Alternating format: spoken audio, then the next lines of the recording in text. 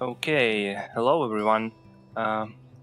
We are just in time to start the game stream for Major League Wingspan group stages. And I believe this is the third round.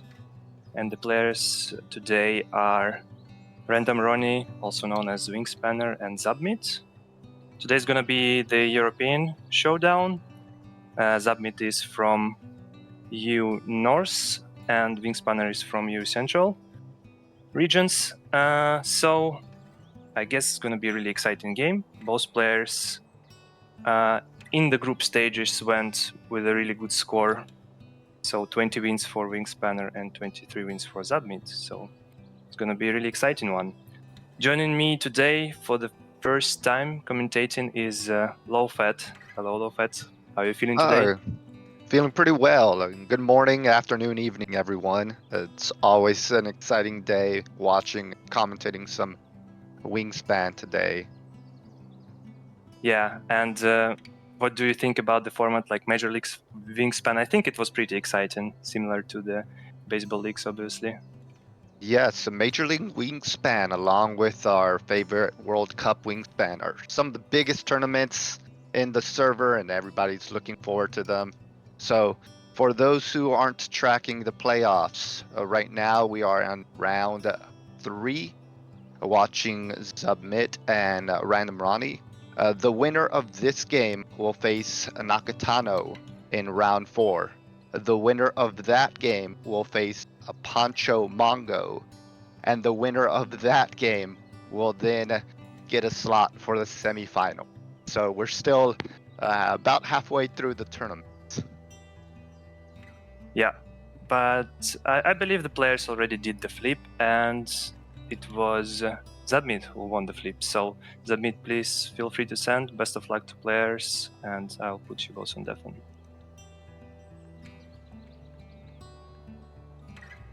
And let's enjoy some great quality Wingspan.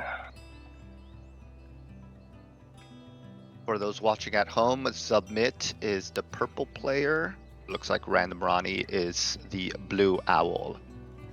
And in the starting hand, Rough, Yeah. Mersanger, looking good. Yeah. So what do you make of these starting hands? I mean, you've got your basic food draw.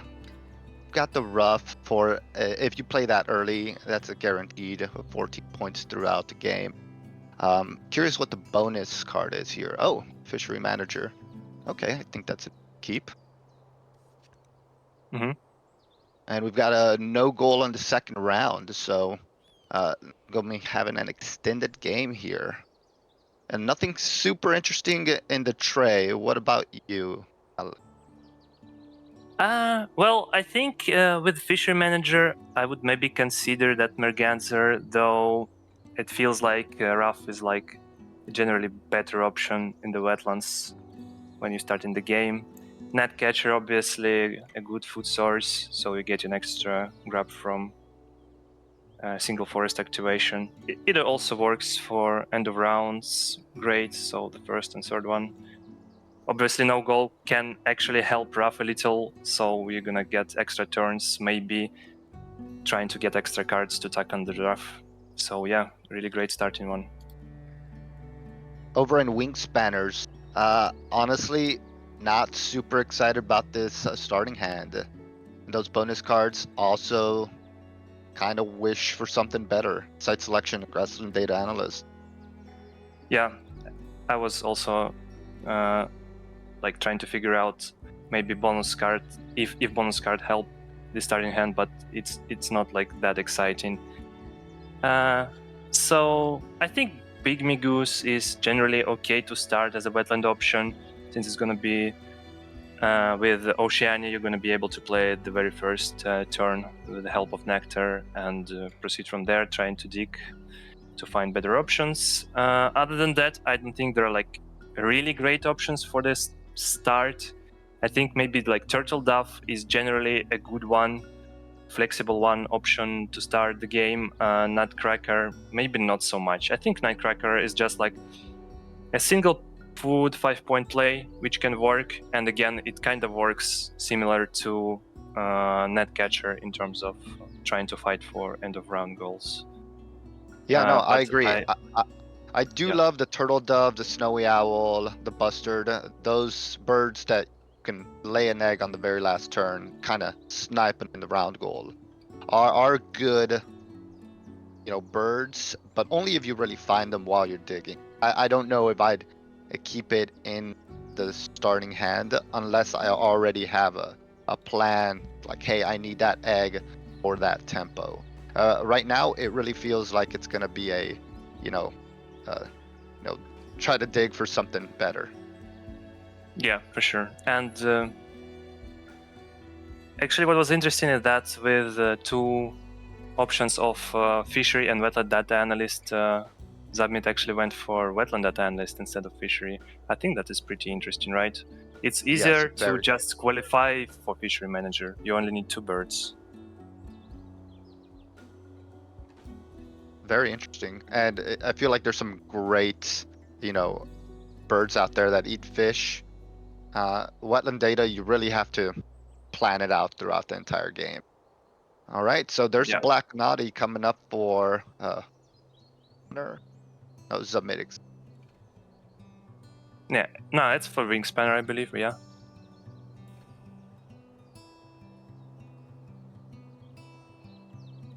Lazuli bunting. I mean, you're gonna be sharing eggs either way.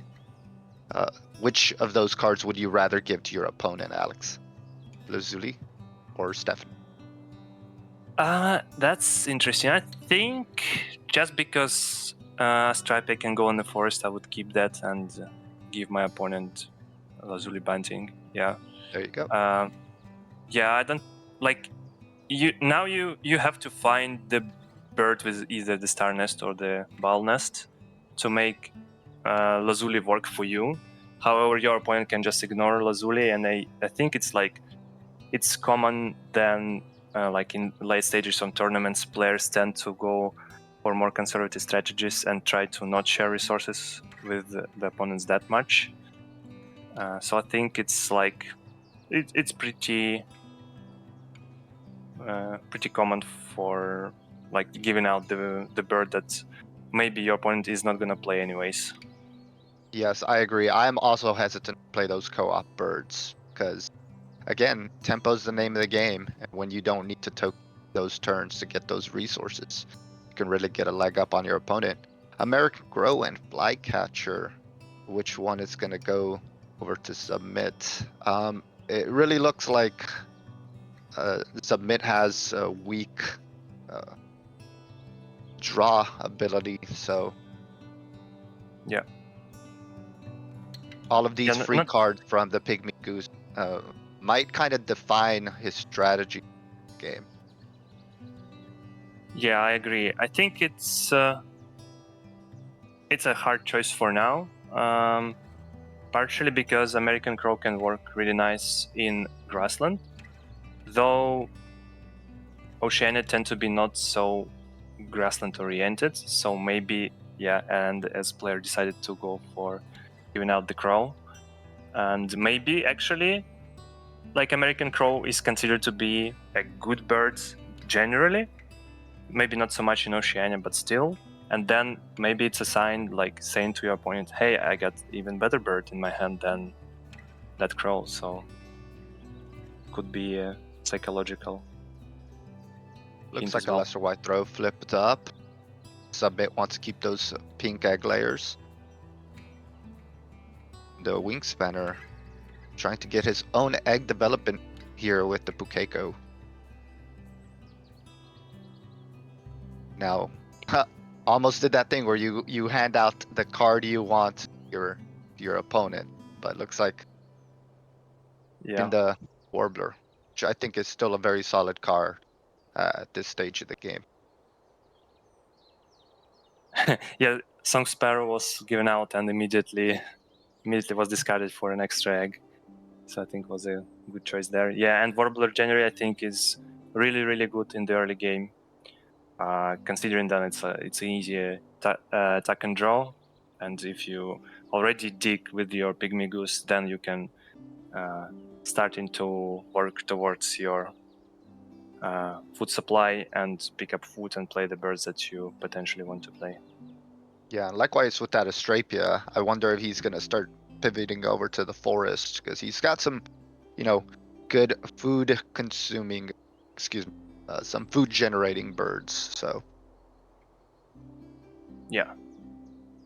And that flycatcher, I think it was a strategic choice. So flycatcher again, it's more food generation, though it's conditional, but more often than not, it just works because you can work around your feeder a lot of times and keep the grub there and pick it up with flycatcher later. But also, just as a little bonus, it works for site selection with a pygmy goose, so an extra point. Good start. yes, I would have probably played the Astrapia first, but site selection really does kind of hamstring you into keeping those nests same column. Yeah, I don't think necessarily that Astrapia is going to be played for the same reasoning as Lazuli. You don't want, more often than not, you don't want to share resources with your opponents. I think White Throat is the play now. So and our opponents saw that we picked up the lesser White Throat, and that's interesting because Zubmit played American Avocet. Yeah, I'm Which, not sure. Yeah, we saw that the egg generations come from uh, that white throat. So, here curious again. Maybe he's just trying to focus on that wetland data analyst. We'll have to see as the game progresses. yeah, and how good is like the rough Avocet start for wetland data analyst? I think it's fine, right? So ideal This scenario, you want to play like bigger birds that generate you bonus cards after that in the wetlands. I think very that's true. fine. Yeah.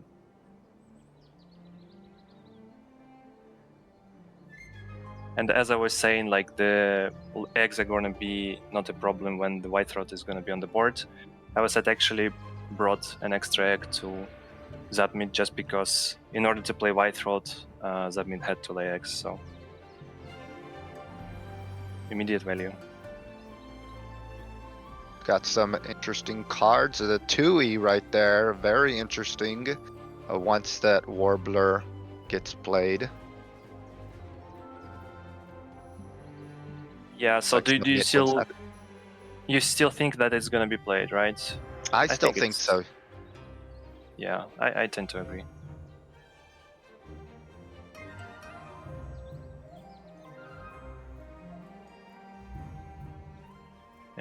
And an interesting tray as well. Like Yeah, that red notes. the Red Knot definitely perks my interest. Is Wingspan are thinking I have time to play the Warbler? Well, I guess he's trying to stock up on food first. Potentially, there goes the Warbler. And I think that's Yeah, just again the tempo picking up those cards. Now, will that Red Knot still be there? I don't think so. I think it's a great bird to pick up.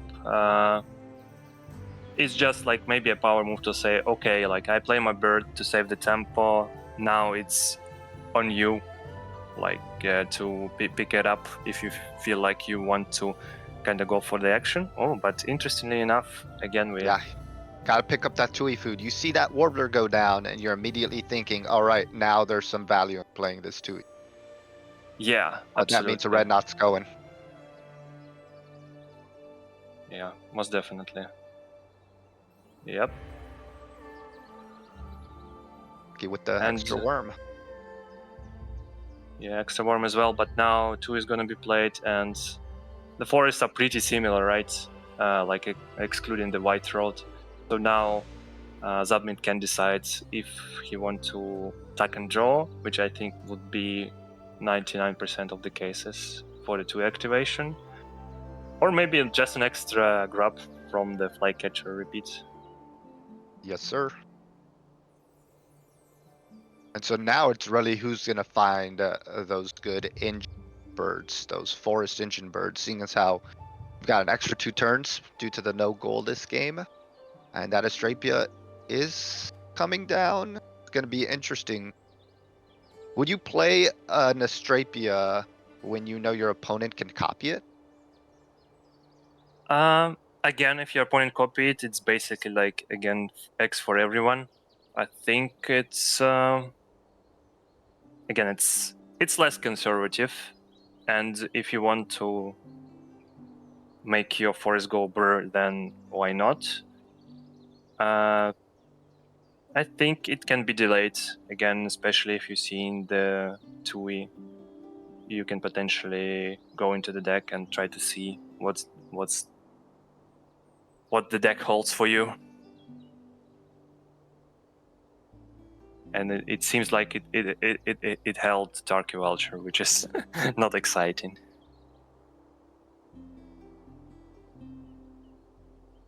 Now I'm interested to see if this wetland is going to get developed on either side, because we need some extra card draw for the rough player. Bujuragar isn't the card that I want to see, but I'm curious if Astrapia maybe that 9-point wetland bird's going to go down. Zubmit's going to have to find some good cards with that rough in order to compete with this advancing forest. Yeah, but I think it's again a question of time. Most of the time, you kind of expect that the birds are gonna go. I mean, the birds are gonna come from the deck. Not exactly now. That Sapsucker again. It helps, but I don't think at this point in game you want to play it. Maybe you can draw once, but not more. Being the player agree. with the rough board. Or you can gamble like seeing a single card, repeating the Warbler in the forest and picking up more and more food. But now it's already 4 nectar with 3 turns left, so you have to spend it somehow. I think then maybe it's a sign that the Eurasian Nuthatch is going to be played.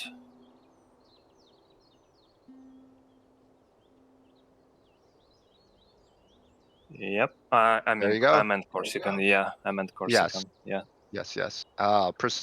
Passerine specialist. Not terrible, not amazing. I'm sure he can hit the lower Yeah. bound of that. Yeah, not exciting.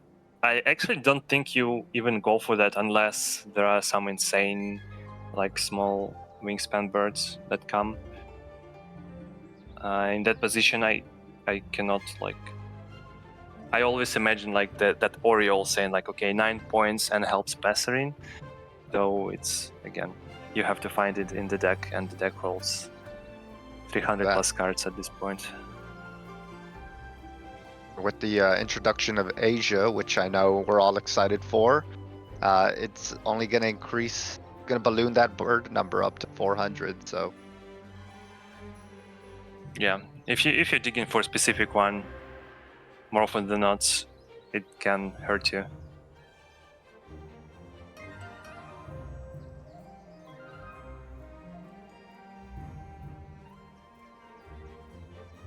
so it looks like skipping on the egg. Okay, is it the time to skip on egg right now? So we only have one. What's the plan for us right now? I guess we just play the bird, right? So might as well skip. Because you're always trying to balance that white throat, that egg space, that egg habitat, I should say. This round, the forest will get it. Next round, will the wetlands? More than likely. Yeah, could be. However, like our goose can hold up to 4 eggs, so I don't see why not just lay it there and maybe discard an eggs, discard eggs from our forest when we play the birds that we want to play.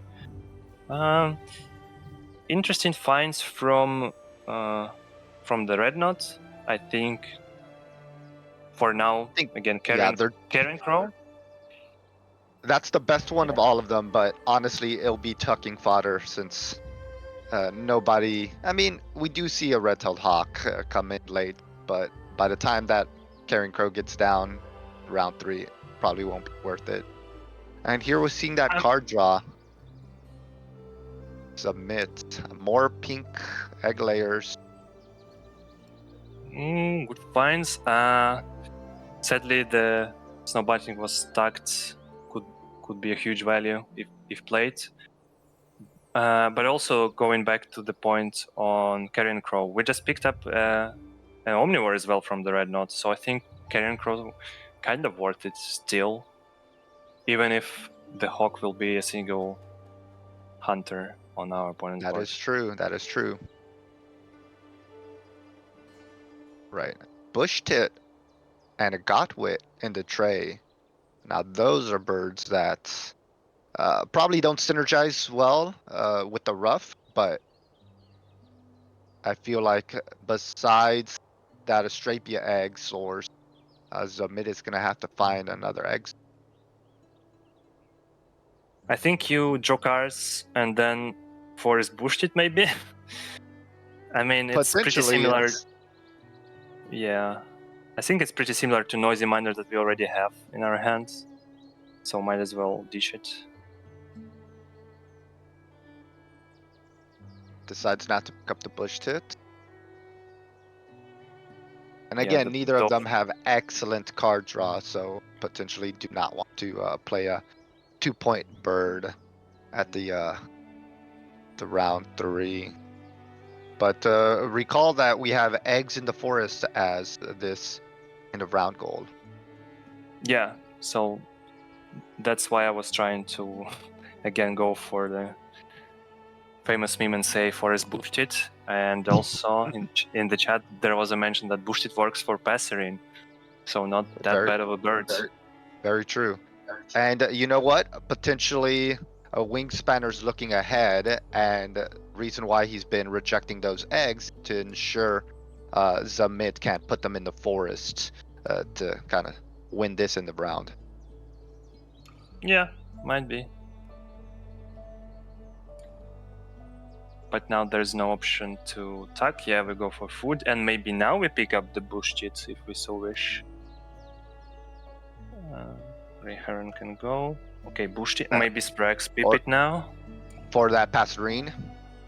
Yeah, for bonus, extra bonus card as well. Because I think he has 2 played at this point.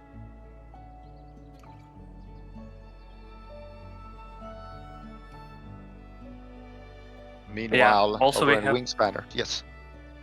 Yeah, sorry to interrupt. I was just saying, like, we picked up Pipit, and before that we picked up the Mountain Bluebird for the double play in the grasslands, so can work great. Yes, true. Just be spending this food on some big point plays. 2 for 1 is always great. I think that's the case for Wingspanner as well.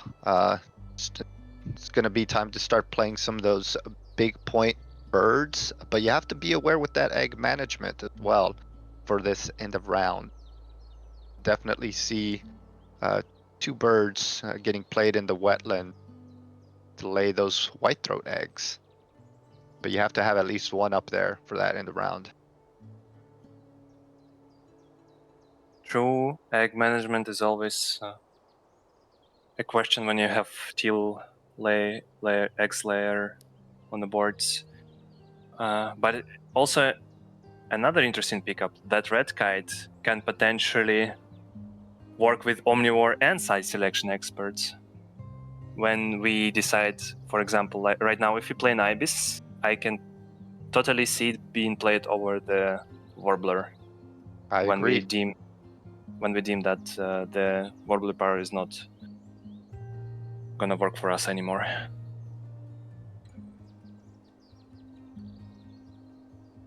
I'm sure Wingspanner would have loved that Mountain Bluebird double play option to fill out side selection. Meanwhile, over in Zubmit's board, I do see that he's gotten the lower bound of the wetland data analyst. So far, he's doing better than he would have if he had gone with a fishery manager. Noisy Miner in, so I believe they've got the end of round goal in the bag.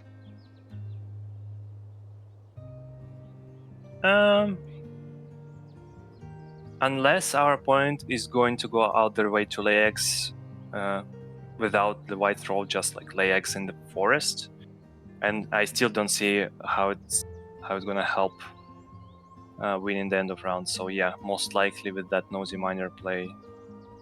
This is interesting right here. The placement of this egg kind of tells us which habitat he's going to choose from. And it looks like he's placing them down in the wetland. So those is the big. Where are those eggs gonna be coming out of? Because at this point you play the black naughty. Now Yep. both habitats are 4 birds. Just depends on which habitat gets emptied. Yeah. I think it's fine to empty from the forest, even if we want to play Carrion Crow in the very last spot in wetlands. I don't think it's gonna happen though. No, but it has to happen, right? And otherwise we won't be spending egg. Maybe draw again and see what's there in the deck, because our food supply is overflowed with extra grubs. Drawn cards. Potentially. Also, there you go. not devalue as well. Okay. Shoveler. Feels Shoveler is solid. okay. Feels solid. Big point bird. Over on Zubmit's board, he played that Pipit, no double play, and chose Forester. He already hit that lower bound, although Cup Nest, I'm sure he could have also gotten that Cup Nest one with a little effort. A little too late for White Wagtail, in my opinion. Also, doesn't really want to be drawing, laying eggs. And Black Naughty and the Ibis, anti-synergy right there, unfortunately. But it looks like a white-bellied eagle to cap off the forest is excellent find for Wingspan. Absolutely, and exactly enough food, like with the rare food types. So 1 fish, 2 rodents, and exactly that types of food in the supply as well.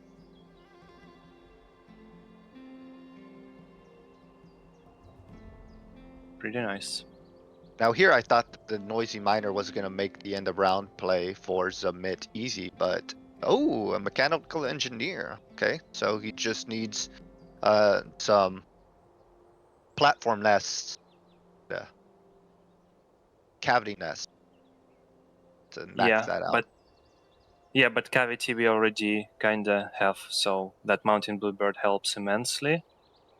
And what's Very the other curious type? why that the platform, the stick nest. Yeah, sticky nests. Very curious Okay. the double play didn't go there.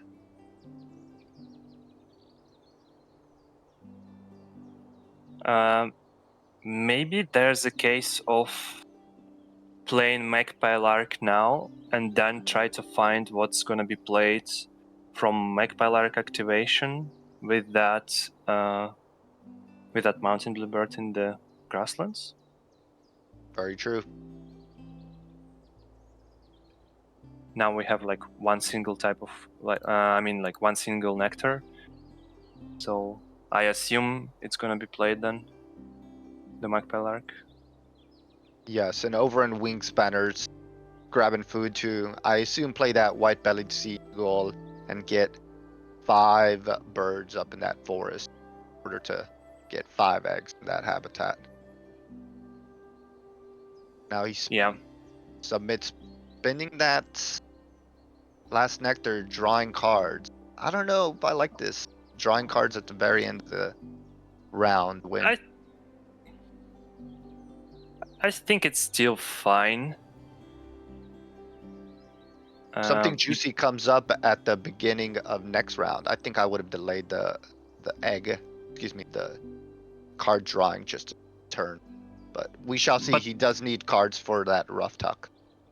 Yeah, but then we just kind of activate our force and pick up whatever we feel like is hot for us to be played, right? With that 2E, True. we just repeat the Warbler and say like, okay, that hot card is gonna be ours now. And that King Rail is actually pretty nice pickup. Don't we have Omnivore? Or maybe it is on another board, but still. It's on the other one.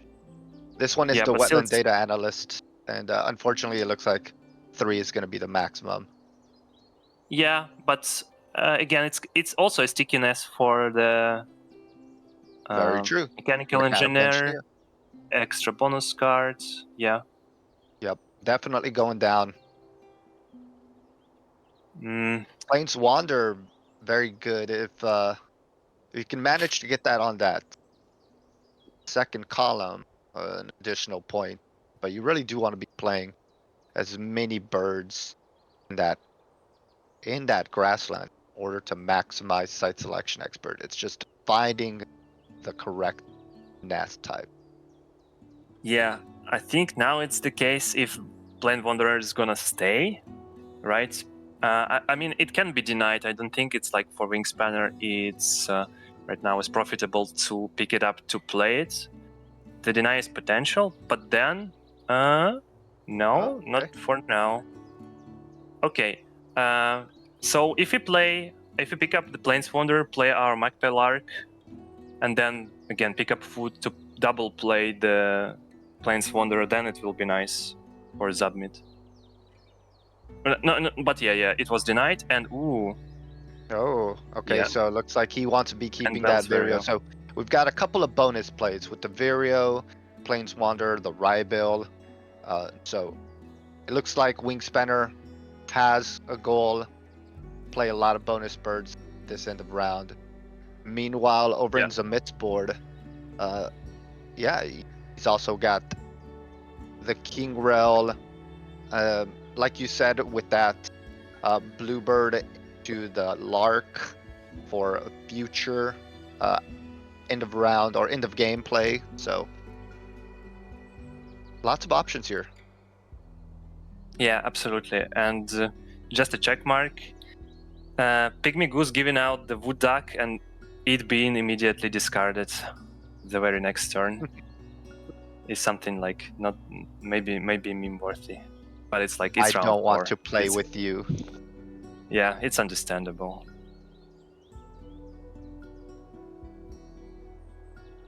Time is of an essence here. 5 turns left in the game. Both players with plenty of food and plenty of cards. Just determining what order. Even more food coming up. That Nectar fight for... I haven't been keeping an eye on it, but Wingspanner's been dominating in the forest and wetlands. Potentially would like to try and maximize the rest of it in grassland. Yeah, what is also interesting is that the difference in nectar is actually minimal. So in the forest and in the wetlands, it's 7-6 and 9-8, which was like what a management of nectar there. Sometimes it feels like when I'm playing, it's more of a like, okay, let's try to figure out where to put all my nectar and try to win at least one. And here's like such a great management. I wonder like Yes. if it was on purpose and if it was calculated. Yes, I agree. In my games, it's very much my opponent has won the forest. I'm not touching that. I've won the grassland. He's not touching that. And now we're both fighting for the wetlands. In this game, all 3 of them are up for grabs. So very interesting how the next couple turns, big point swing coming through. Inca Dove, that if he doesn't choose to play the King Rel, that could be a substitute for the platform for mechanical engineer. Yeah, I don't think it works here. It's so little sticky nests on the board. I think still there's more value to play King Rail. Maybe try to win the Wetlands Nectar as well. I agree. All right, and Falconer versus Behaviorist. You know, I it could think be a 3-point Behaviorist if you manage to get a brown power, but I think Falconer's yeah, it's already easy 4. easy pick. Easy pick. Yeah. Already 4 points. Again, if it was equal, then I like style points are a thing as well. But we have Carrion Crow, and there's a potential to play Red Kite as well. All right, so it looks like we're seeing a double play here. Is it going to be that Lark? It is. The very Yeah, careful Lark, management of nectar, as we can see, saving some of that nectar for the King Rail, and potentially also have that the bird that you can just feed a bunch of food. You just saw it right there, and could be a nectar bomb as well if he decides to go get more food. Yeah, for now it feels like maybe it's the stubbled quail bomb from the Lark. Double claw. Thank you. That was the bird. Yeah. It's such a nice grassland only board, right? You would be also delighted to see Prairie Manager as your bonus options, but yeah, not right now. I think it like the Prairie Manager is held by that bonus card that was picked up earlier, and it's gonna be played potentially later. The what's the bird? Like, I'm blanking on the name. I wouldn't know. I'm looking at Wingspanner, and he's deciding maybe this red kite's gonna go in that middle, that second column. Oh no, early Plains Wander again, trying to maximize site selection. Yeah, when that's the it's bird I was thinking of. Yeah, Plains Wanderer helps the Prairie Manager. I think that's the case. Let's see. Two bonus cards though. What is the chance here? Okay, Visionary Leader. Let's go! The best bonus card in the game. In that particular situation, though, it's gonna cost us like 4 points, right? Because we still want to play birds. Exactly. He's gonna be hitting the lower bound for that. Yeah, it's still fine.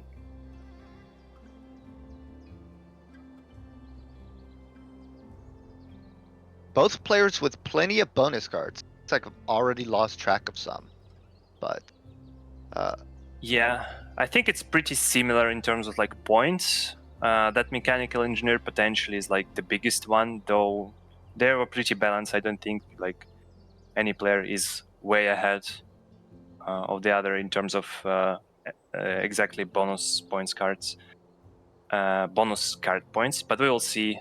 It's 2 turns left in the round yes. 4. So it looks like for that Lark play, we'll either see the Stubble Quell or the Australasian Pipit. Yeah, for now I wonder which is more value. Right there. Yeah, we still play the King Rail, right? So yes, it's minus for 50. sure. Before the end of the game, to max out that Nectar switch, and by choosing the Flycatcher with the Tui, I think committed playing that Stubble Quell at the end of the game. All right, 2 turns left for both players. I believe I saw the Eagle activation from Tui, right? Because right now Tui has the fish cached. Yes. Yeah, but still, so we have how many food? So 8 without nectar. so it's pretty easy to maximize the stubble quail. And Australasian pipit is 1 point less, and 2 extra resources points less, because it's going to be the 4th bird in our grasslands. So yeah, stubble quail it is, I think.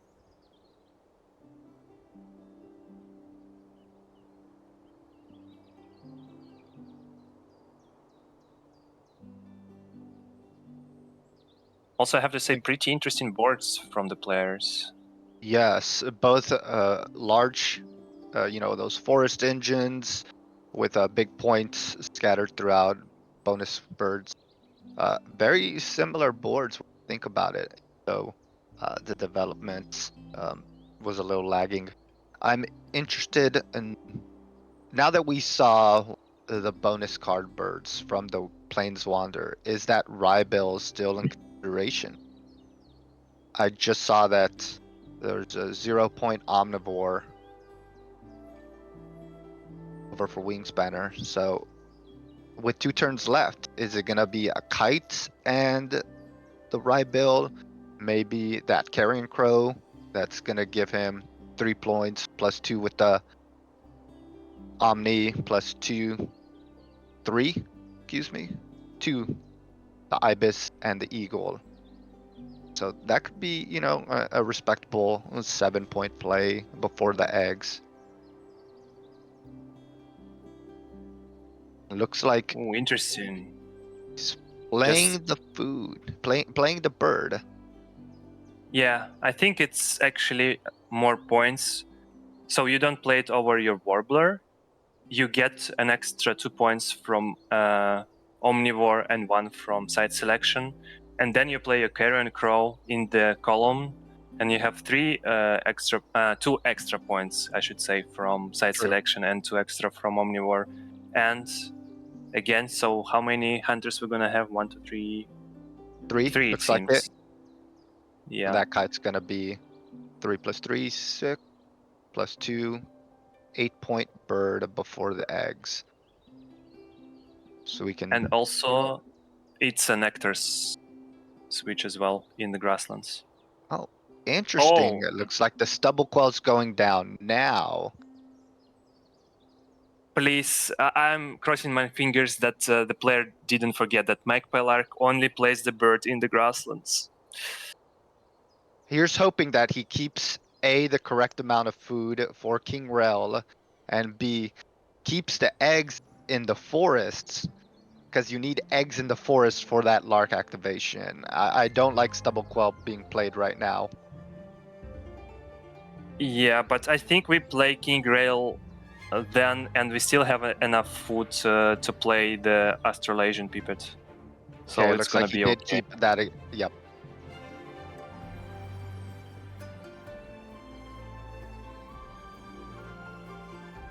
And King Rel has to go down before the end of round. Tie that in 1 row in the round goal.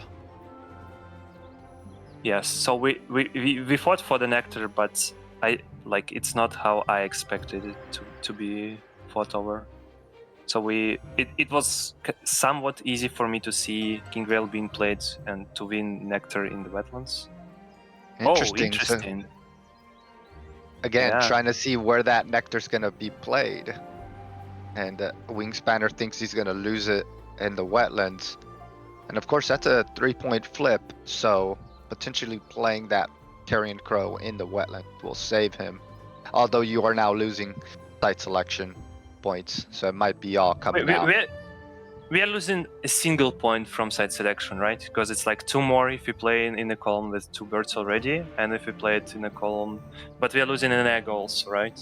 Correct, yes. Well, they're both going to be 2 eggs, whether you place it in that 4th column or the 5th column. So it is just a 1-point difference. But this game, also, maybe. Yeah, sorry to interrupt. It's like chat is also saying like more on the white throat value as well. Very true. Yeah, a lot of counting. I'm like notoriously bad with that when trying to figure out my end games. Yeah, and players worked it out perfectly. An enclosure And builder, perfect bird where with that Australasian pipit, maxing it out. Yeah. That's a great find. Yeah, nice one. Now it seems like all the bonus cards worked out perfectly for zubmit. Zubmit. Yeah, we skipped the rough, so it's whatever. I think I 9 agree. points is still great. And the one in the round, there you go. He's kept those eggs. That's a 3-point play, plus 5 cards, so 8-point play before the eggs. And with that additional bonus card, definitely a great play there. Big points for both. It looks like Wingspanner is already ticking up those points. Bonus cards for both players, seeing 25 and 21. So great from both. Pretty close. Very close. Very little food. Tucked cards. Submit copying that. Ooh. Oh, and it looks like the Nectar wins out. 132 to 128 for Submit. Yeah, Very close really game indeed. Really great from both players. Like such huge scores. Again, end of no goal, end of round 2 helped the scores, but still, really great showing from both players. And Zubmit has a lead in the series. Excited Right, at gonna the check with Omni or Falconer. Yes, let's check with the players if they'd they like. need a break. Yes. But otherwise, again, really great game, and thanks Lowfat for commentating the first game with me. We're gonna have the change of commentators. Of course, Alex. It's great to be part of the team, and looking forward to watching game 2. We'll have a little break and forward. Yeah. So again, joining us for game 2 will be, I believe, Flan and Plexa. So over to you guys. Hello, thank you, Alex. Thank you, Lowfat, as well. Very exciting game 1, very close game 1. Of course, yeah, we're going to have our second game coming up soon. And yeah, Plexa joining me. How are you doing today, Plexa? I'm doing great, Flan. Thanks for having me around. Good stuff. Excellent. You were watching that first game. What did you make of that? Very, very tight, very tense end game, that one. That's some peak Wingspan right there. I think you could kind of see the lead changing as the cards came out. Like you thought maybe Wingspan was kind of getting ahead for a bit with the White Throat and the Warbler, and then Zubmit just kind of finding the right pieces to bring it all together in the end. Like very, very, very great game of Wingspan. That's exactly what we're all here for. Absolutely, yeah. I mean, I was very much interested watching that one, and yeah, as I kind of said in the chat, like felt like a really kind of calculated end game for both players, like just trying to squeeze out the points, check the bonus cards, with the teal powers coming through and the yellow powers coming through as well. Always fun to see, like you say, peak Wingspan. I mean, we like to see big scores, we like to see close games. We've definitely got that here today. So yeah, as I say, it's a best of 3. So Zubmit winning that game 1 will obviously have that slight advantage now, but still got to get the job finished. And, yeah, things flip around in this next game because we've got we've got the starting player switching around, so that should see what Wingspanner can do now that they've got the first priority over the tray and can decide what kind of birds they want to play out of the gate. So who knows? Absolutely. We'll see what happens. Absolutely. Hopefully we can get that game 3.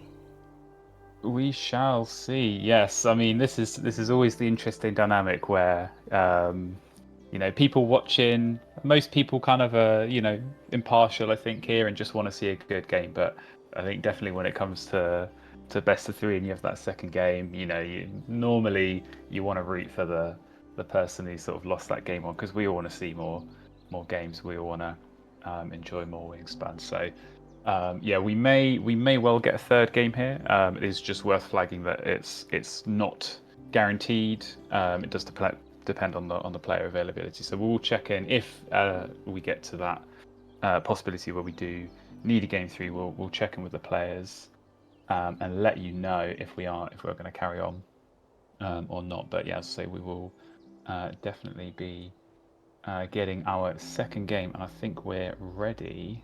I think Zubmit is going to be sending out. So yeah, we'll jump in here and see what we've got. And yeah, I think just hope that both players get some good stuff, get some interesting stuff. And it's a high bar. You know, that was a good first game of the series. It's going to be high bar, as I say, to match that. So we've got the invite sent out. Hopefully, we'll be jumping in soon. Ooh, already an interesting looking tray. So. Goldcrest immediately pops out. Oh, yeah. I don't know. Going into these games, what's going through your mind when you're about to see your cards? For me, it's like I'm just like, just please give me draw access. Just give me a wetlands bird or something. It's the nerves, yeah. It's that tense. You know, I think especially, you know, when you've had the invite sent to you and you can sort of see it there and you click it and it's loading through and you get that sort of first peek at the tray before you get to see your cards. It's always it's excitement for sure, but yeah, it's tense. It's like you say, you're just sort of crossing your fingers, just thinking, please, please give me something that I can work with, and just hope give me a brown power or two. Absolutely, yeah. You never want to load up and sort of see a bunch of useless stuff, but here we go. It is time. Wingspanner. What do we have? Starting hand here. Okay, well, we have got some brown powers, but not really that card access that you're kind of crying out for. So some big point options, a couple of brown powers to say, like, what do you think from this starting hand? Do you kind of go aggressive here, or do you look at stuff in the tray? This is a real tough one because like these are all birds, so at least 3 of them you'd like to see them like while you're drawing. Like I'd love to see the Baltimore Oriole picked up and stuff, but in starting hand, when it comes at the cost of a food, that's a really tough decision to make. I do kind of always like having excess food around early on. I think that's great for resetting the tray if you can do that, but the Oriole is really expensive, so it's kind of like the worst bird that you can do it with. Yeah. Yeah, it's always a pain as well when you know you've got to sort of commit your starting nectar towards a bird. Does make things a little bit more tricky. But we do have this bold eagle, and sort of Wingspanner's looking at that, and I'm wondering if maybe those 2 fish in the tray, you know, is that something? I was thinking the same thing. You know, does that appeal to you? And then maybe spend that as a way of resetting this tray and just seeing more cards. A bit of faux tempo, like pretend it's a brown power where you pay a resource and flip the tray or something. It's not a bad bird to have. It's a 9-pointer. Absolutely, yeah. And I think, you know, sometimes you just need something in the wetlands just so you're getting that extra card access. And yeah, like we say, just having that option, I think, of being able to reset the tray, I think, especially early on here, you know, especially when you don't have that strong brown power and you're not necessarily seeing lots of cards when you draw, you want to be able to see more before you draw when you can maybe do that reset. So yeah, that's potentially being looked at. Maybe Hooded Warbler, like maybe that's just an end of round goal, looking at sort of food costs, the worms, and just get something up there. But it's an odd pick. You know, when you see brown powers and you just keeping 2 white when played powers, it's a tough one. Yeah, I mean, I'm thinking our nectar's probably going to go to that bald eagle because that's going to be our way we're going to get cards most likely, and so then that cost of that warbler becomes really awkward. But at the end of the day, it's 2 worms. Maybe we can play for EOR. Like, when you kind of have nothing crazy screaming out at you, maybe that's all you've got. Just play for the end of round objectives, try and get points wherever you can, and maybe develop a game plan as kind of the cards come out. That may have to be the approach. So we will see, but we come here now into Zubmit's hand, and equally tricky. Again, a couple of brown powers, but again, kind of not like super great ones here. I mean, did you go with that frigabird again? Like it's very similar to the eagle in that it's kind of very expensive. It's going to use your food. It does have a brown power, but is that one that you kind of see yourself using in this game? I think it's probably It's a tough one to use, I think, at the end of the day. First thing is, I'm really glad that we don't have one player that's just got like a just flopped a Franklin skull or something, because that'd be very uninteresting. We gotta have two players that are gonna struggle and see how they develop a game from nothing, which I think is amazing. Platform Builder is probably great here. I think, yeah, the hobby, just for the lack of food costs, the one food cost, rather, play it in wetlands, and again, just do something. Try and find anything you can, and maybe get a little bit of tempo with the Anchor Dove. Makes a lot of sense. I was kind of thinking Frigate Bird Sparrow might be interesting, but it's just too expensive. We don't really have any real means of getting them down in time to make use of the power, so I think, that is going to be the struggle, isn't it? Yeah, and again, it's very, very similar situations here with both players, where they had a kind of tricky starting hand, and both have kind of leaned away from the brown powers available. So we'll see how that plays out. But yeah, Butcher Bird being grabbed, so I'll be interested. That is interesting. Where that goes. Yeah, we're not getting the immediate Bold Eagle, but it may still be worth getting that down. Just, the fish, it's there, it's looking at me, and I think when you've not got that food access early on, just a little bit of help like that could be good. And especially when you see your Asian hobby as the first play, your opponent's in a similarly desperate situation. You're both kind of in struggle street, so we'll see how you break through that. I wonder what's going to happen here. I'm surprised to see the Butcher Bird taken up. That's not the most reliable brown power, but when it hits, it hits. But okay, here does come the Bald Eagle, and it seems like we will see a low draw, tray flippy kind of early game. I think potentially, yeah. I mean, it's like I say, interesting that the Butcher Bird kind of was grabbed. I don't know necessarily if that's something that you'd expect your opponent to go out of their way and grab first turn, but wow. That's exactly why you spend food and reset the tray. That is like Wingspan 101 there. There's all the good cards. They weren't in the starting hand. Oh, wow. Okay. Oh, now here we go. Right. Here we go. The game has come alive. The game has come alive. Like we say, we got a terrible starting hands, but, immediately... Both players. I wonder if this loon will get picked up. I'm not going to get picked up anymore, but I was thinking, we've just seen our opponent pick up a really crazy wetlands engine. That loon could have been great additional card access at very minimal investment, decent points. Not the play today, but the Yellowhammer, that's such a strong bird. Like, it's a game plan in a bird, which I love, because the rest of your game is now clear. You got to find birds, get your Yellowhammer down, and play them, and that always simplifies things. But we got two very clear game plans, which is amazing.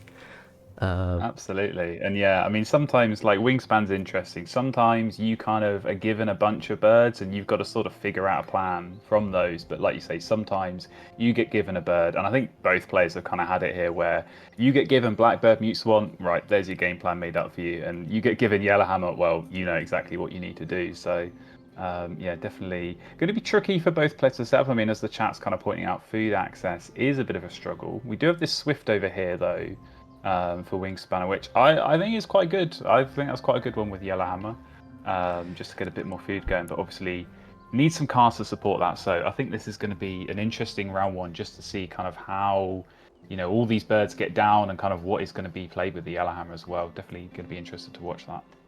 Yeah, this might be even a game where you kind of can't really get the maximal value out of your Yellowhammer in round one, just because you don't have that additional food access. You're kind of lacking the cards to really make use of this foe Swift. It is looking kind of tricky, just to kind of achieve the things that you want to achieve. But equally, getting this wetlands engine set up is not super straightforward either. Like, also no resources. You do have 3 nectar, which is really nice, but we're gonna have to take another turn laying eggs, and I assume we get the Blackbird down. But then we're still, by my count, 1 food short of being able to play the Mute Swan. So another turn spent diving into the feeder to grab some more food.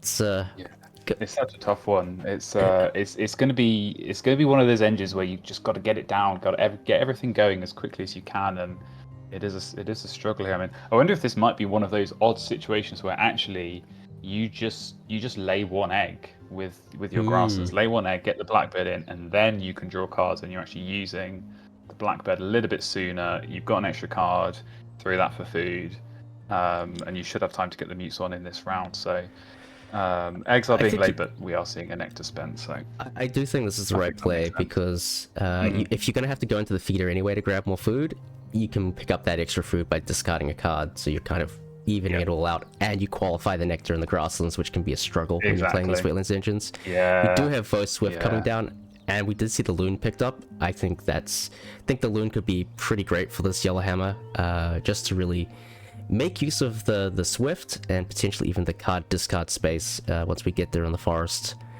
I do wonder if they can get everything down here.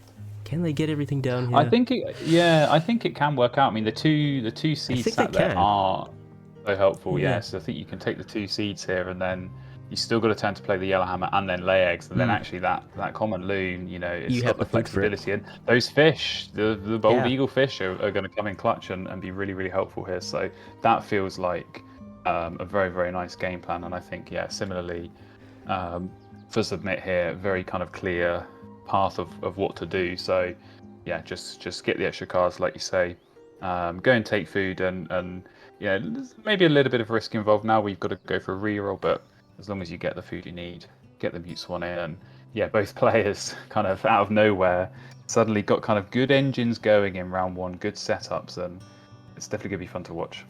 Yeah, it looks like we might have another high-scoring game on our hands, which we all love. Yeah, and which we didn't expect from those starting. So there we go. We did find mute swan food. So yeah, very nice. So two strong setups here, 2 kind of different ones. I mean, just from your kind of perspective, your opinion, like, which would you prefer? Would you prefer to just be going in the wetlands here, mute swan blackbird, or would you prefer to have that Yellowhammer, knowing you can use that for the rest of the game? I would 100% prefer the Yellowhammer in this situation. Now, the ceiling of Zubmit's setup with the mute swan is much higher if you find the right pieces at the right time, but we do need to find those right pieces at the right time, and we are poor on food, so it might be a struggle to kind of bring it all together. But if it does come together, that's going to score mega points, which is great, which would be great. On the other hand, the Yellowhammer game plan is really quite simple, right? We just play our biggest birds as we can and try and math out every round so that we can do that. And having that kind of clarity, maybe we don't have as high of a ceiling, but we know what we're doing. And we know we're going to be scoring points. We know we're probably going to score well. It's really up to Zubmit to try and push us to have to score better than expected, I think. Yeah, I agree. I think this Yellowhammer, I think the Yellowhammer potential is good. I mean, it's actually quite nice. We've already got the hooded warbler. I think that's going to be a good play. I'm a fan of butcher birds, so I think that we could well see that coming as well. But like you say, this common loon, like, this is exactly the situation for that. But I think kind of both players, it is going to be a little bit of a nervy round 2, because it's very critical, I think, on both sides that good stuff comes up. I think especially for Zubmit, as you say, just like you want that next tucking bird, you want to get that sort of purple martin, barn swallow type bird. Really, if you can find Aldrin Skull, that's sort of the ideal situation. But you just need more card draw, because that mute swan, the ceiling's high, but you need cards to feed it, and they're not really there at the moment. So it looks like Wingspan is making a really painful decision to make. It's either play the hooded warbler by overpaying for it and tie the end of round, or play our loon and kind of really get the wetlands online, because now that we're sorted for card draw, right? We don't need to worry anymore. And the wood stalks come up. That is, if you're a Wingspan around, I'm a little bit sad to see that. That is going away. Not the time for that to come up, unfortunately. But I agree with the loon. I think there's a time and a place for going through the end of round, but sometimes you just got to sacrifice those points, get your tempo going. 3 points at the end of the day. Like, you're probably going to make that back up with either just discarding those extra cards on the Swift, or taking an extra egg here on there. Like, ooh, there we go. Well, I mean, that's a good substitute for Woodstalk. Yeah, that's a pretty satisfactory replacement, if I do say so. Yeah, I think satisfactory is definitely that for the puffin. So yeah, that's got to be picked up, and we'll see what else can be found. I'll say this loon is going to be useful, so good to see more cards. Well, that's maybe not the one you want, but wow, all the birds are turning up today. Well, that Abbott's booby is 100% getting blocked as well. yeah, we're just gonna keep digging, see what we can find. I think so. I mean, that grey teal, it's potentially an interesting option here. I mean, I think that could be, it's not a great wetland power. It's not the best, but I think, as I say, sometimes you It just does a need job. something next to that Yeah. mute one. Yeah, it does. It just pushes it out another slot. It just gets you an extra card, and maybe the brown power itself is going to get you a tuck as well. So that may be the thinking here, and the feeder at the moment is looking pretty good for that. So that might be a tempter. I think Zubmit is kind of... I'm not saying getting cold feet necessarily, but they're definitely withholding a little bit of cards here in preparation for maybe a pivot away if they're not going to find the pieces they need. Like, you could have very easily tucked that booby and just kept on going, but they've withheld it, so indicates maybe they're just kind of keeping option open while... I mean, they're going to be able to tuck these things later on anyway. We're currently running a card deficit, so we can tuck everything whenever we need to. But having a couple options in-house is kind of nice.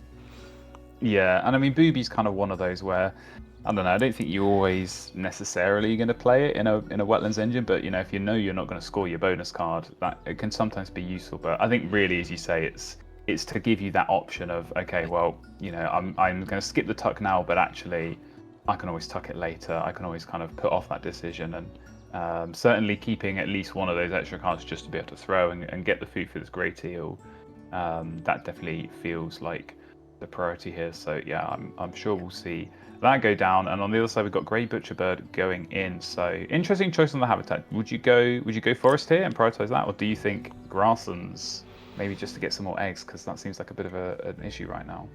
Yeah, I mean, the butcherbird doesn't really help either habitat in terms of getting more stuff, aside from getting us access to the third column. Which habitat we're going to activate more throughout the game? It's probably going to be the forest. So I don't mind it going there, but if you throw it in the wetland and the grassland, sorry, I fully understand why that makes a bit of sense. Again, getting that extra egg, we will be activating it at least 3 times in the rest of the game. It's not a bad shout. Yeah, it's not. I feel like we're missing a couple options. It's probably going to be more.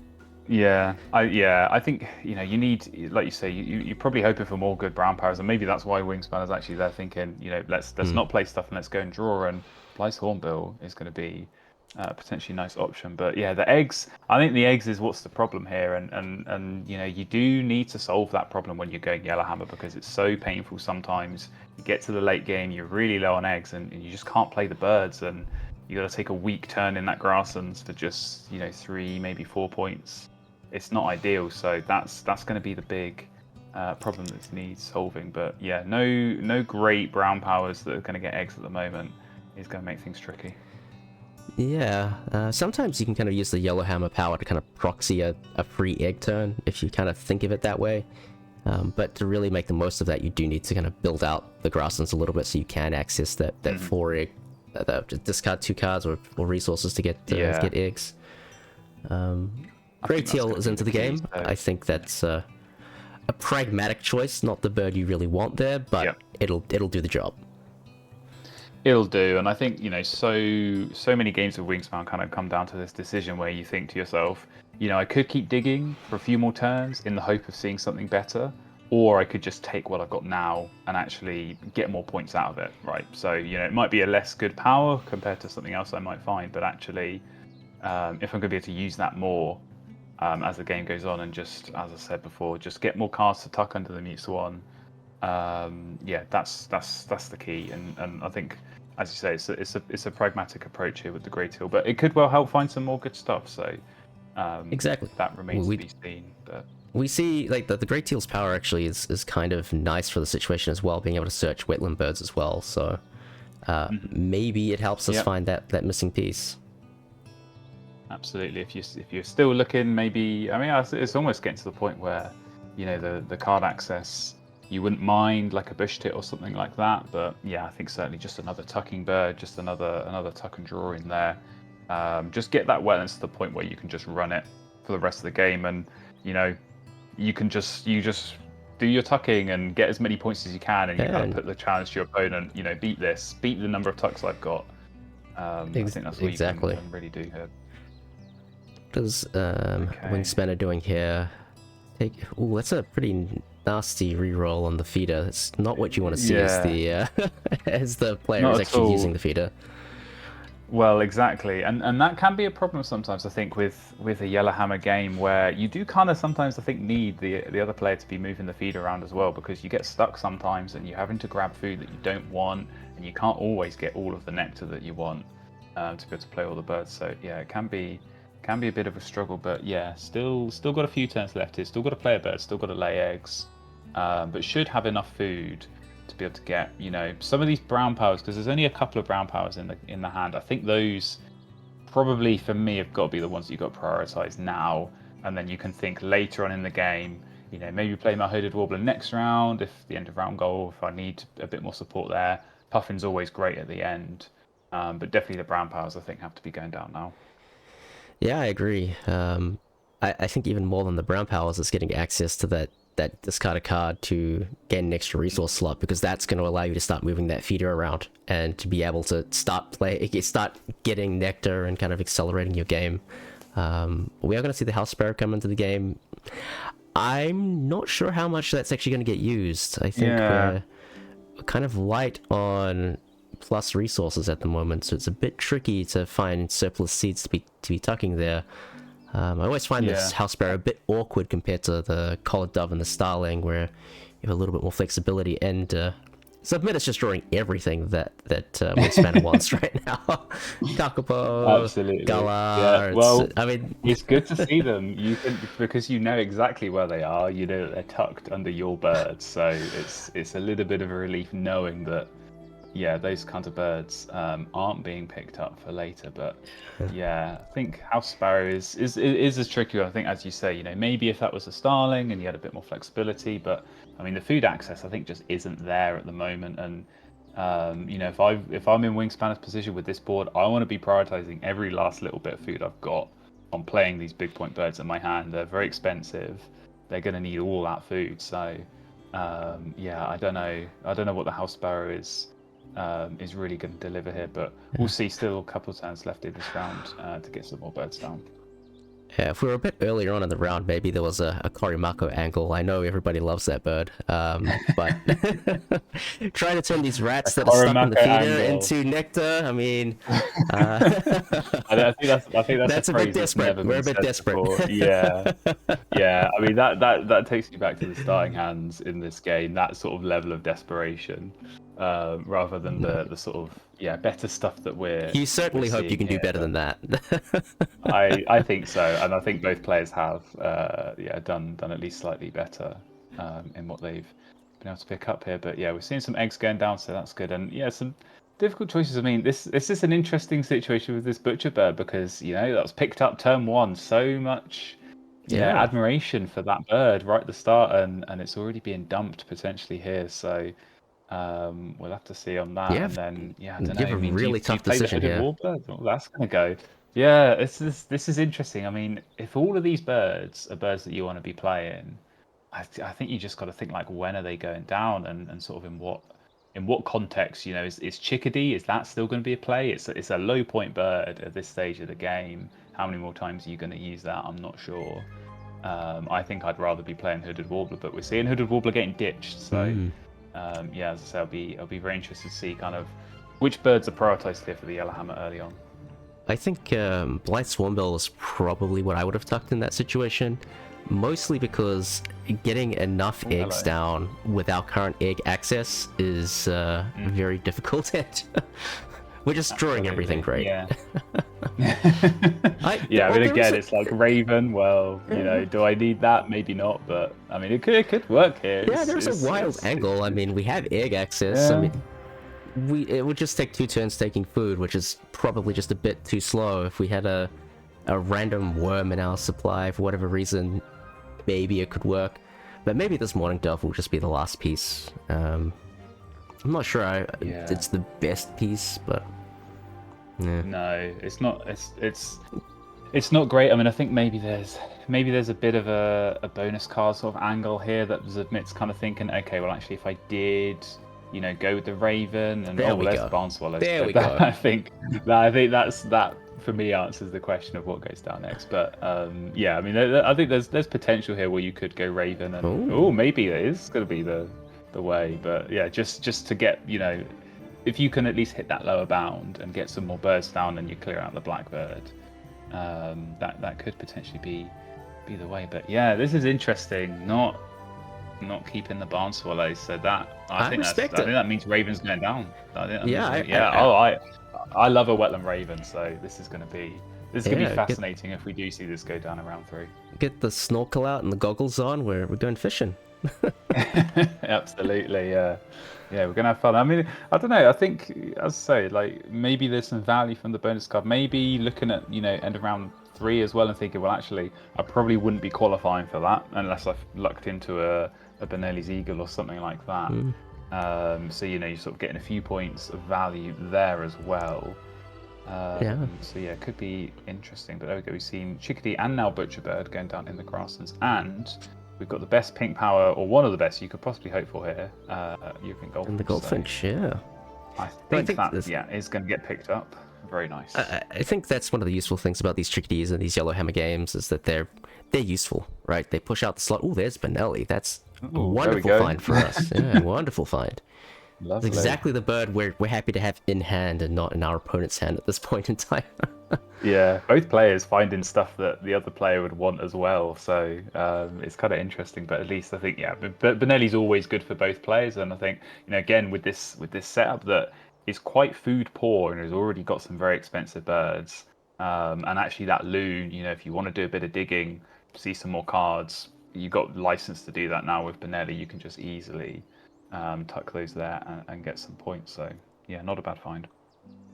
Yeah, and the flexibility of Benelli is fantastic as well. We can put it in our grasslands to kind of bump that out another layer and get an additional egg, or throw it on the forest if we feel like that's going to be better for us. I am wondering if we're going to be able to get this Goldfinch down. The feeder is not doing us any favors. Yeah. No, it's a tough one. I mean, maybe, I don't know, maybe you have to take food a couple of times and you just say, look, okay, I'm going to grab this fish. That's going to be for puffing later. I'm going to grab a worm that I don't know what that's going to get used for, maybe thrown for an egg. But yeah, maybe, or for that red knot, that's not a bad find either. But yeah, maybe, I don't know, maybe you're just hoping that, you know, with the blackbird full, you're kind of sensing your opponent is going to maybe take food and play a bird. So maybe you can get a reroll. But as I kind of said earlier, like these are the tricky positions you can fall into sometimes when you're going Yellowhammer or whatever you're doing, but your opponent isn't touching the bird feeder. You know, it can get stuck. And it can be, but not seeing Raven go down yet, so this is interesting. It's just hard to get the Raven into the game, right? Like, you don't want to spend 2 turns taking food. It's just not what you want to do when you've got a pretty great 4 card engine running already. And you kind of know that. That felt like a very deliberate action to go and grab that, and I wonder if we're going to see like the warbler into the hawk maybe is kind of get that forest double play in, you know, for 2 food, and again helping the platform builder. But I don't know, this is tough. I feel like this is the point where if I'm zubmit, I'm thinking I wish I kept that barn swallow because I could just get that down and be getting the extra point and the card cycle each time. But yeah, this is tough for both players, and again the feeder is not really cooperating for Wingspanner over here. Like, that's again not the feeder you want to see. I think it's like Goldfinch is still probably worth playing, but we know that maybe there's a pivot away coming. There's maybe a pivot away coming, and that's a scary prospect. And Snow Bunting, that's a great card when you're the Wetlands player. You're pretty happy to see that in hand. Probably going to get immediately tucked, but there goes. Yeah, I don't think. Goodbye.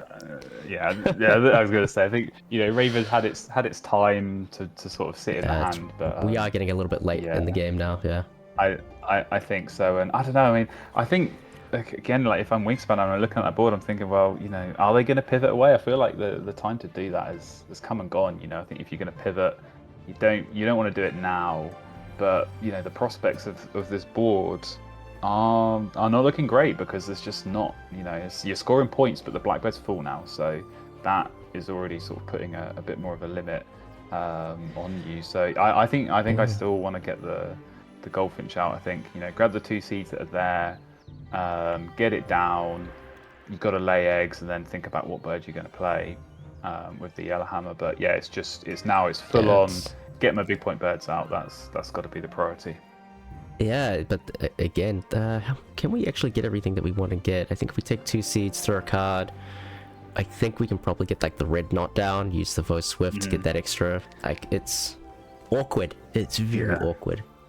I think awkward is the word. I mean, I think red knot is probably the better option. I mean, kind of as you said before, like that Blythe's Hornbill, we are seeing that being kept, and that feels like more of an ambitious play than anything. I mean, we are seeing like all the eggs going on the house sparrow, which does kind of signal, all right, I'm prepping for it later. But I don't know if you can afford to discard all those eggs. I think, you know, that for me is the problem resource here. You know, you're kind of good for cards, you're good for food, eggs not so much. So I wouldn't want to be chucking them all away, you know, just for a few extra tucks. So yeah, we'll see how this goes, but still got to play a bird. Probably got to go and grab food, right? In order to get the yellowhammer down.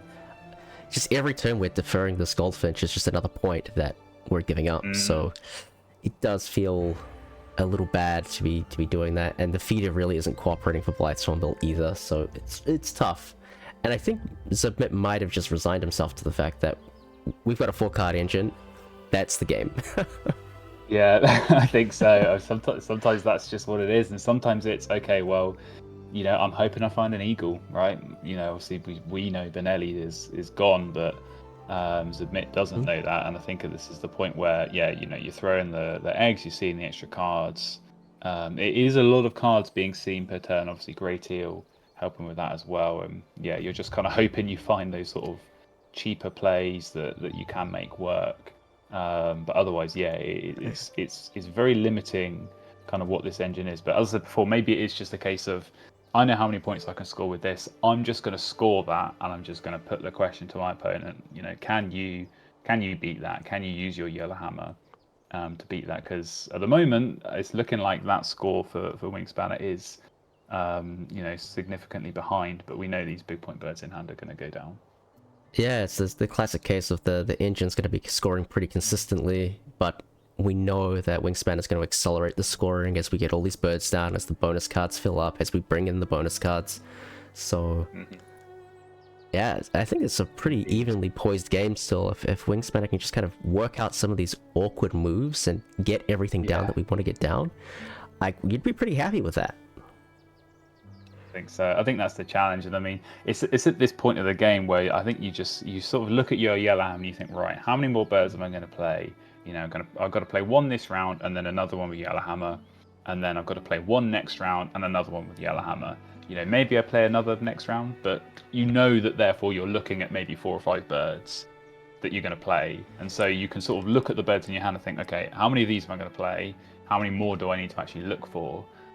Drawing cards here is interesting. That to me probably means that we are going to see an early Benelli play. Because I think the food. I think it's a little bit of a hedge, right? I think it's a little bit of a hedge. Like maybe we can find something, and if we don't, we have Benelli. Yeah. I prefer playing Benelli as late as possible, but I agree. I don't really know what other bird you want to find in this situation. Like almost everything I can think of feels just a little bit too late. Like maybe a wild noisy miner to kind of solve some of the egg problems, but even then, like that, it's you're using it once. Like that's not a feels good. Exactly. No, I think at this point, brown powers go out the window. I don't think, you know, you're really looking for extra resources, like you say, from a bird that you're probably only going to trigger once. I think you just want big point birds, but you kind of want the birds that you want. I think in this situation, the ones you've already found, right? You want puffin. I agree. You want something like red knot for the bonus card as well. And yeah, that goldfinch. I mean, I think that was a great find when it came up, but the ship definitely feels like it has sailed on that. So I think we will see that go. But yeah, this is tough because you got to play a bird this round.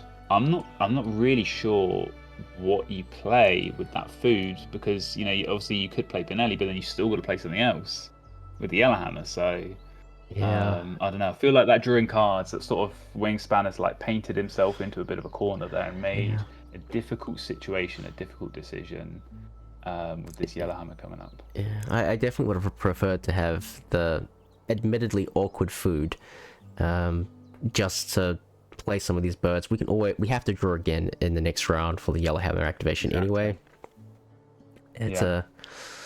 It's tough. I mean, I understand the situation they're in, and it's you kind of you feel like you've got this great hand and you just can't get the pieces down because you don't have that food generation that you kind of need to support your Yellowhammer.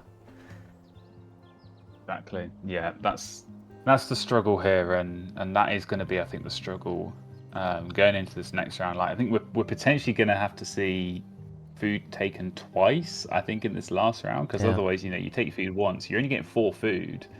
That's not enough to play 2 birds, especially all these expensive birds that are being found. So that's going to be a limiting factor, and that's going to be a challenge to kind of work through, especially kind of, as you say, if this orca feeder is indeed going to hang around. But Brant's going down. I don't know about that. That I did not see coming. But I suppose it's the only bird you could play, so... Yeah, that feels like this technically works. It works. It works in that it is a valid play. I don't know. I'm not sure that's helpful, because you've just drawn 3 kind of not great birds, and you've got to draw again this round, and you can have loads of extra cards, and Benelli's already been played, so... I mean, we're going to throw a lot of those extra cards for resources, but the really awkward thing about this is that we've pushed our wetlands out 1 spot, and we have Puffin and Red Knot in hand, and that's 4 eggs now instead of 3, and we already know our egg game is very limited. Maybe that's enough. Maybe we are only... The ambition is only to play 2 birds, and it's going to be those. But it's rough. Yeah, I mean, it's got to be. It's got. I think you can only play 2 birds. I think there's just there's no chance of, you can't play 2 birds this round and then a 3rd with Yellowhammer. You've only got 1 food in hand, and you can only get 4 at most when you're taking it. So that's going to just be I think a massive challenge. I mean, unless you're going to play this black-chinned hummingbird, but like, really at this stage of the game, I'm not sure that's something I'd be looking to. Yeah, and the real problem here is that we've had this feeder stuck like this for the last, I think, 4 turns at this point. Like, it's not moving. Like, we're the only person that's going to be touching it, and we can't do anything about it. It's still going to be a problem. We kind of really wish we had access to that 4th column, like the reset feeder space. Like, I mean, how often do you say that in a game? Like, we really would like to just... Oh, wow. The bird feeder really isn't cooperating. This is not... No, I like Wingspan is gonna miss the forest nectar at this rate. Like, no nectar spent there. Like, I don't know how Zubmit, with that 1 nectar that was spent throwing it for an egg in round 1, is suddenly gonna tie that nectar. But this is crazy. Yeah, this feeder's not cooperating, not helping, and just not giving the food that you need for these birds that are gonna go down. Yeah, I mean at this point we have to take food again, which we've kind of already resigned ourselves to. Yeah. I hope we can cobble together the food we need for the birds we want to play, and probably have to throw a nectar in the grasslands for an egg just to win that. Like, that's assuming that a nectar even comes up. Yeah, so, exactly. There's no guarantees of that. So yeah, this is tough. I think a lot is going to come down to that last reroll. But yeah, meanwhile, I mean, Zubmit is just digging, and still, finding some okay stuff. Again, probably finding like the stuff that Wingspanner wants, like all these bonus card birds that are coming up. Caston's Finch, we can see spotted out. I think Belvedere is in there as well. Oh, there's another nice big point bird, but. Yeah, just none of the stuff that you want here if you go with this wetlands. Like, you're still crossing your fingers for an eagle. I think probably, you take a goshawk in this situation, even just to play that and score more points than your wetlands. But yeah, this is tough, and I think this is where you do kind of resign yourself to. I'm just going to draw cards and just score these minimal points and hope that my opponent is going to struggle. Yeah, it's not too bad, right? It's like 4 points in activation, maybe 5 if the Grey Teal hits, which it's got okay odds at doing. I mean, it could be worse odds. And you're going to get a respectable total on the board. Is it going to be enough to take on a Yellowhammer where even some of these suboptimal Yellowhammer games just score like really well if you're able to get the most out of it? you're probably very happy to see this feeder just absolutely misbehaving on our opponent coming.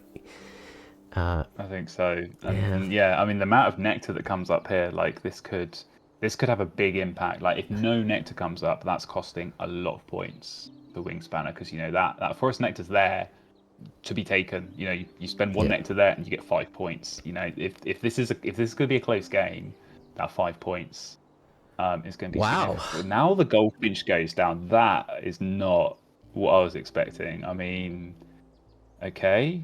And okay, as I say, you can't spend your precious fish if you're going to be hoping that the puffin goes down. But again, now we're not spending nectar here. And yeah, I mean, it doesn't improve the forest unless you're going to spend the food. I don't know. This is, if you wanted to play goldfinch, I think it should have gone down like instantly as soon as you picked it up. Like pick it up, take food, play it. I think playing it now. And in the forest, it feels really bad. Like when we have ethologists, like it feels much better in the grasslands where we're going to score a couple extra additional points off of it. But I understand the frustration. Here we go, big reroll. Ooh. Okay, well, 1. So that is enough for the 5 points in the forest. But we are going to see a tie in this grasslands then, one nectar each, which is quite something. But, if you'll submit, that's coming out even on nectar when you're the wetlands player. Like, hey, that's a good outcome. That's a great outcome. Absolutely, yeah. You take that for sure. I mean, winning the wetlands with just those 4 birds played and like no food access at all, you definitely take that. So okay, now we're seeing Hornbill. So long, Blythe. Finally the jig is up, but that's gone. And okay, so the 2 forest turns, the 2 food gaining turns are done. Wingspanner does know what needs to be done. Be interested to see like when he's going to choose to go and draw cards, because that could have an impact. Maybe you luck into the other eagle and suddenly you've unlocked another option there. So we'll see. Yeah, more great birds coming up. Stuff. Zubmit is probably just cursing right now, like screaming. I think he's actually quite happy. Great Teal pulled up the kiwi. It's hitting. It is hitting. Well, it doesn't hit the qualified Great Teal, but to just know that my opponent doesn't have the kiwi is another sigh of relief, right? Yeah. Like maybe. There we go. So goldfinch has gone down, and that is going to get now, I guess, the 2 more turns for Zubmit, but that's it. And if that goldfinch was played when it was found, I think that we could have been looking at like 5 or 6 or 7 more points there. So yeah, definitely missing the potential, and again, like you said, missing a little bit of that potential off the ethologist, where you could have been scoring a couple more points, but you have got that forest nectar to think about. So difficult, of course, difficult times for sure. But there we go, we get a tuck, and I think it is going to have to be Puffin is the play. But yeah, as I say, we still got. I mean, I suppose you even draw cards. Like, what's the point? You kind of, if you know you're going to play Puffin anyway, you just play it now and get it down, or do you draw cards and play it with the yellow hammer? If you draw Eastern Imperial Eagle, maybe you kind of do a small calculation, but I mean, that's 1 out of 300 odd cards, so... There's a lot of cards. I mean, obviously we don't have Asia in here, but there's still a lot of cards in that deck, so... to be finding that, and you'd probably expect that if it was out there, your opponent would have found it. Exactly. It'll not come up. Oh, there's the Chiff Chaff. Where was that? A little bit earlier. That might have been. Could have been interesting. Nice with all these extra cards, but not to be. Yeah, just one last turn of tucking and getting those points. But yeah, what a board! If this is a winning board, this is a very minimalist board. But I don't know, it's gonna be tough, and could well come down to what this Puffin's gonna find. Yeah, 100%. I think it's probably going to be quite close. I mean, these 4-card Wetlands engines, if you had a better bird than Great Teal, maybe you're scoring a little bit better. It could be a little tight. And let's see what the Puffin can bring up for us. Let's see. I mean, what are you hoping for? Like Omnivore, probably? I feel like that's got to be the one. Oh, behaviorist. Yeah, you take that. I love an accidental behaviorist. To go with the ethologist, so you're doing different colours in 2 different dimensions, but oh wow. Oh, this is going to be close. This is going to be close. This is going to be close. But we're going to see Wingspan build the lead, of course, with that yellow hammer board, going birds, going bonus cards, and end of round goals as well, which is zubmit, was behind it, but actually did surprisingly well at sort of scoring there. But here we go. The tuck cards, the slow count up on these tuck cards. How much is it going to be? It's tight on these nectars. Wow. Oh, wow, 1 point in it. It came down to the nectars. It did. It came down to those nectars. Yeah, it came down to came down to maybe if that goldfinch goes down a little bit sooner, a few more tucks can matter. But yeah, that and Butcherbird as well. I mean, did Butcherbird miss? I think every single twice. time it got used. Wow, one Butcherbird hit, and that's flipping the game result right there. Or an extra seed on the House Sparrow, like that must hurt. Lots of what ifs. Lots of what ifs. That's always the case when it's 1 point in it. It's always tough to take, but especially when you feel like the games are working against you the whole time. But a very, very, very close game, and zubmit kind of got his engine up and running and stuck with the game plan. Didn't get distracted by the Raven. Fair play. Yeah. And absolutely, came out with the result. Definitely. Yeah, I mean, it was kind of mirrored games really for both players, right? They had the terrible starting hands, like no good brown powers, just putting those sort of suboptimal plays in the wetlands, and then immediately finding good stuff, getting that going and feeling really positive and optimistic about the game, and then it just sort of all went downhill kind of for both of them. Like the good stuff stopped coming up, and it was really, really tough. So yeah, interesting battle between the two of them for sure. Yeah, but that's what we like to see. We like to see two really good players, mind you, just really puzzling through these kind of difficult situations and trying to optimize the pieces that they're given. And honestly, those were two really great games of Wingspan. Let's be real. That's what you want to see at the end of the day. Definitely. Absolutely, yeah. Top entertainment, some tough decisions, some big scores we saw in that first game, and a nail-biting finish in this second game. So there we go. zubmit is going to take this into, and it's going to go through into the next round of Major League Wingspan. So I think we're going to wrap this up here. So yeah, thanks everyone for tuning in. Do appreciate you joining as always. Thanks Plexa for joining me in the commentary. That was good fun. Enjoyed that. You're welcome. Thanks to yourself for making this all happen. No worries, and thanks again, of course, to Alex and Lowfat for the lovely commentary on Game 1 as well. So, yeah, thanks for tuning in. Do stay tuned. We're going to try and get some more of these tournament games streamed for you all. So we'll hopefully see you again very soon, and enjoy the rest of your days. Thanks for watching, everyone.